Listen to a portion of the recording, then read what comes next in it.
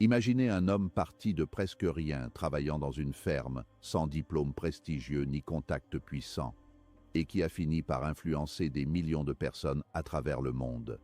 Cet homme, c'est Jim Rohn. Comment a-t-il transformé sa vie? Par une arme simple mais redoutable, l'autodiscipline. Restez avec moi jusqu'à la fin, car ce que vous allez découvrir aujourd'hui pourrait bien changer votre manière de penser, d'agir et surtout de réussir. Préparez-vous, nous allons explorer l'art de l'autodiscipline comme Jim Rohn l'a maîtrisé. 1. La prise de conscience, le déclic de Jim Rohn. Lorsque Jim Rohn parlait de ses débuts, il insistait souvent sur un point. Il n'était pas né avec un talent extraordinaire, ni entouré de conditions exceptionnelles. Bien au contraire, il rappelait qu'il avait commencé comme un jeune homme ordinaire, parfois dépassé par les événements, souvent frustré par le décalage entre ses aspirations et ses résultats réels. Pendant longtemps, il attribua ses échecs à la malchance, aux circonstances ou au comportement des autres.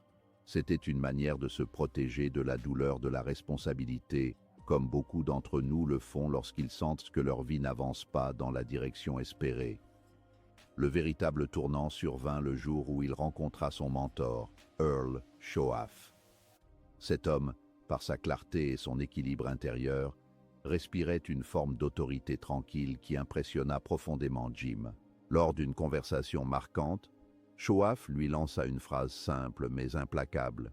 « Pour que les choses changent, toi, tu dois changer. » Ce n'était pas un reproche, mais une invitation. Ces mots agissaient comme un miroir. Soudain, Jim ne pouvait plus détourner le regard de sa propre responsabilité.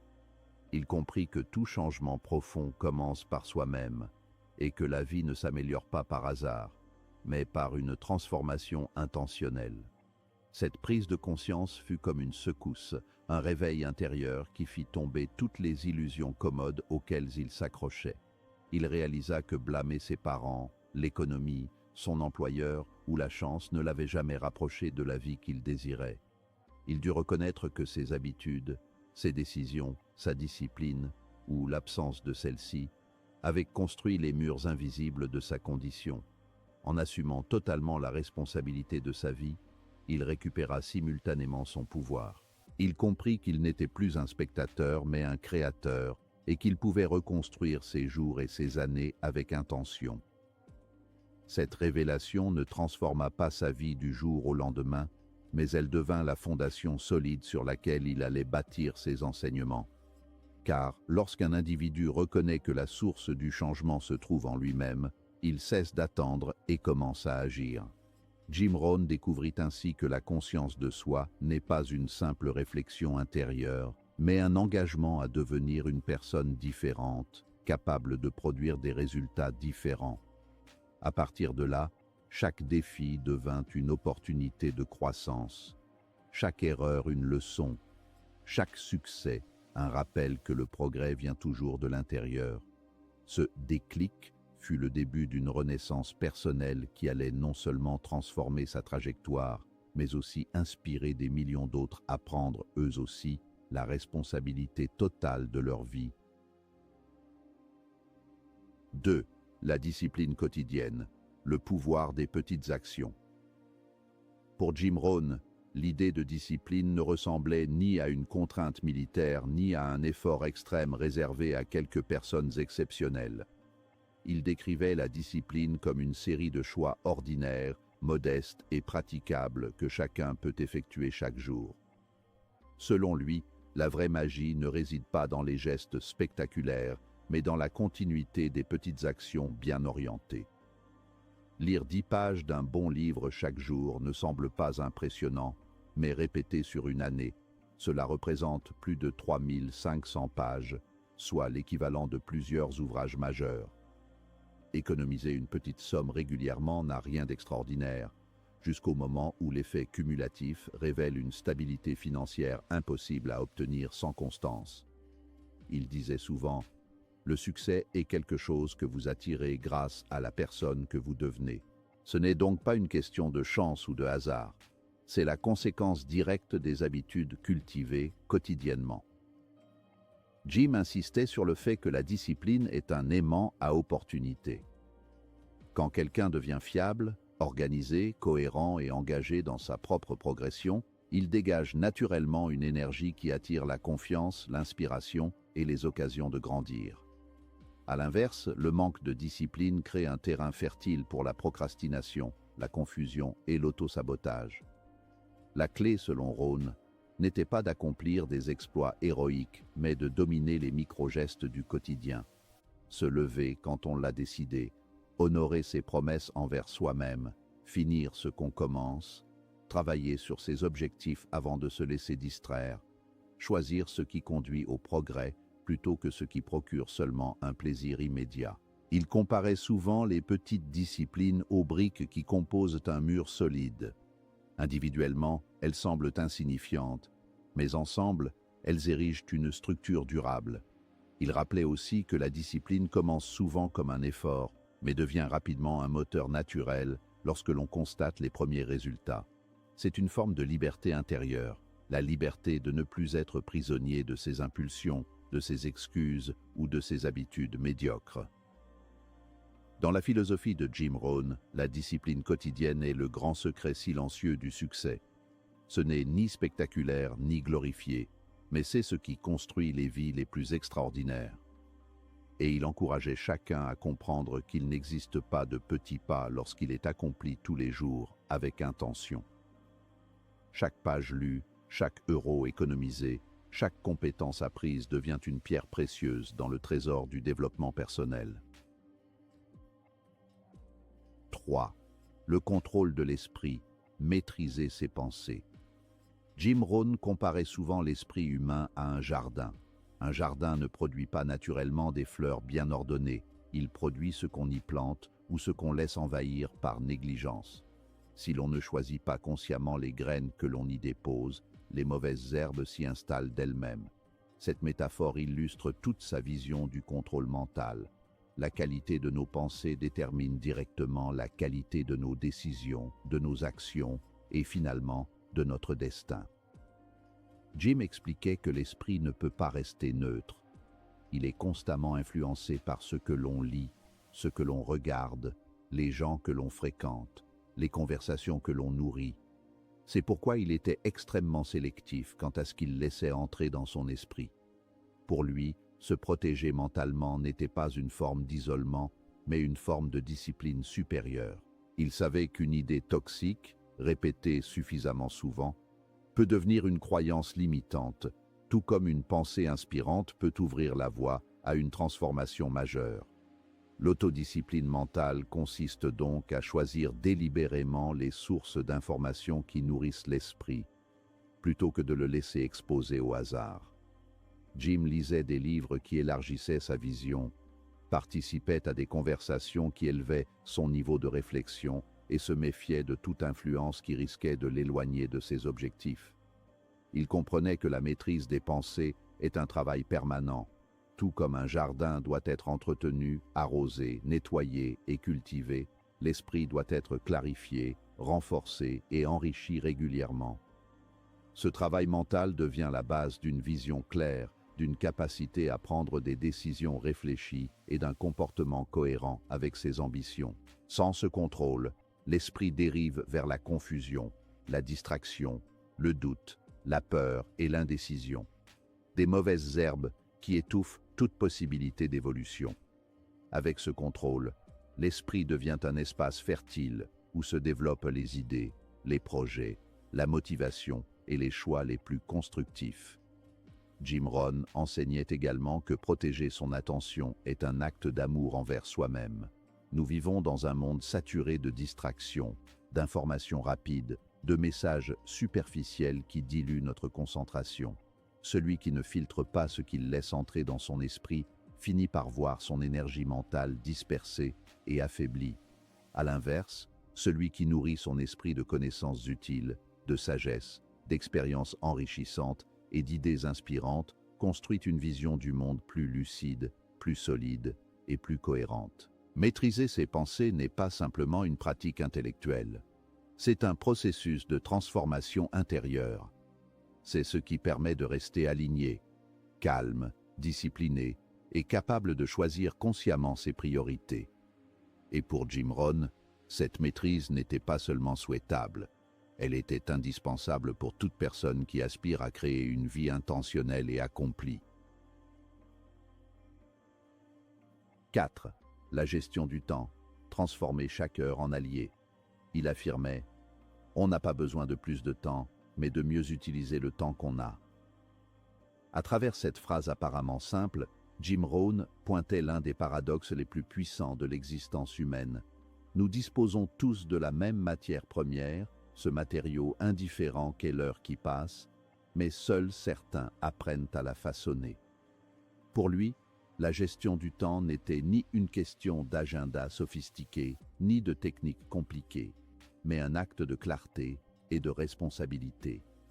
Il insistait sur le fait que chaque journée, avant même de commencer, porte en elle deux forces rivales, la dispersion et la maîtrise.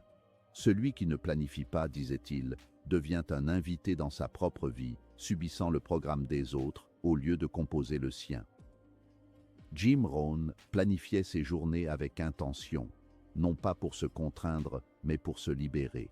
Il comprenait que la discipline temporelle n'est pas une cage, mais un tremplin, un moyen de multiplier la valeur d'une heure à travers l'attention qu'on lui porte.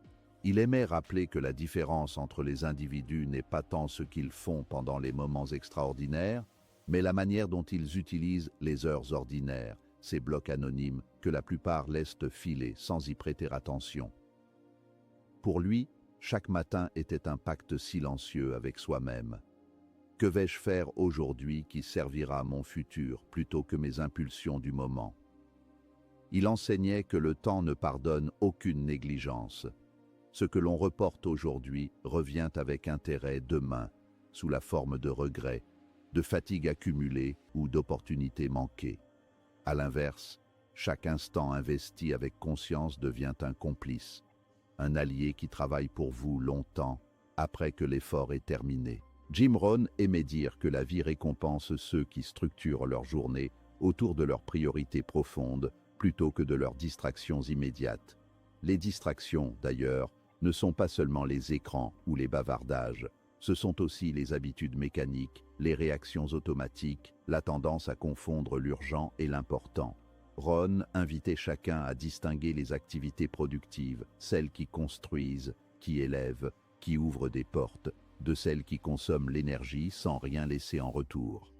Selon lui, la gestion du temps est une forme d'hygiène personnelle. Un esprit désorganisé mène inévitablement à un avenir chaotique, tandis qu'un esprit qui choisit ses priorités construit peu à peu une vie alignée. Il rappelait également que le temps bien utilisé n'exige pas de devenir un ascète ou un robot. Il exige simplement d'être honnête avec soi-même. Pourquoi courir après le temps si l'on refuse de regarder où émergent nos fuites quotidiennes? Pourquoi blâmer le manque d'heures quand c'est le manque de décision qui nous ralentit? Jim Rohn faisait partie de ceux qui considéraient chaque heure comme un vote. Voter pour ses objectifs ou voter pour ses excuses. À force de votes répétés, la vie bascule dans une direction ou dans l'autre. Finalement, il voyait dans la gestion du temps un art, celui de transformer une journée ordinaire en un chapitre significatif. Non pas en travaillant plus, mais en travaillant mieux. Non pas en accélérant, mais en s'orientant. Non pas en remplissant chaque minute, mais en donnant à chaque action une raison d'être. Voilà pourquoi il disait avec assurance que nous n'avons pas besoin de plus de temps. Nous avons besoin d'agir en allié avec le temps que nous avons. 5. La cohérence, le secret méconnu des champions. L'autodiscipline n'est pas un sprint, mais un marathon. Jim Rohn le répétait souvent, non pour décourager, mais pour rappeler une vérité trop souvent ignorée. La réussite n'est pas un éclair de génie, mais une construction patiente. Il ne cherchait pas la perfection, mais la progression constante, car il savait que la perfection est une chimère, un idéal paralysant, tandis que la progression est une trajectoire réaliste, accessible et durable. Il expliquait que les champions ne se distinguent pas par des efforts spectaculaires, mais par leur capacité à répéter, jour après jour, les gestes qui construisent leur avenir. Pour Ron, la cohérence est la grande force silencieuse, celle qui n'attire pas les applaudissements mais qui déplace les montagnes. Il disait qu'un seul jour de relâche peut briser un élan, non parce que l'effort manqué a un poids immense, mais parce que la rupture de rythme ouvre la porte aux anciens réflexes. Le danger n'est pas l'absence d'action ponctuelle, mais l'interruption du fil intérieur qui relie l'individu à sa vision. À l'inverse, un petit pas dans la bonne direction peut créer un nouvel élan, même après un long silence. C'est ce mystère du comportement humain qui fascinait Ron, la manière dont une action minuscule, répétée avec sincérité, finit par sculpter une identité entière. Il affirmait que nous ne devenons pas disciplinés en nous forçant violemment, mais en réaffirmant chaque jour ce que nous voulons vraiment devenir. La cohérence, pour lui, était bien plus qu'une habitude.